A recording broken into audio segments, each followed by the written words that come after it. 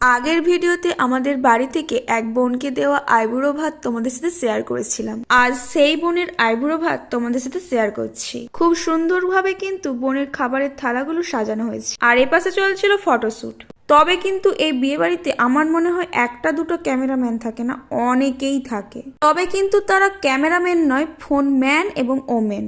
আর এদিকে কিন্তু বোনের মা তাকে আইবুড়ো ভাত খাওয়াচ্ছিলেন, আর ছবি তোলা হচ্ছে বলে বোন তার মাকে বলছে ক্যামেরার দিকে তাকাও। বললাম হাই কর, আর করলো ভেঙচি। যাই হোক, এবার আমিও চলে এলাম খাবার খেতে। খেতে বসেই প্রথমে চলে এলো খাবারের পাতা, তারপরে এলো আলু ভাজা, ভাত, তারপরে এলো ডাল, আর ডালের পরে এলো বাঁধাকপি, আর এলো মিক্স সবজি, আর ছিল পটলের তরকারি, যেটা দেওয়ার সময় ভিডিও করা হয়নি আমার। মিক্স সবজি দিয়ে খাওয়া শুরু করলাম, আর খেতে খেতেই চলে এলো মাছ।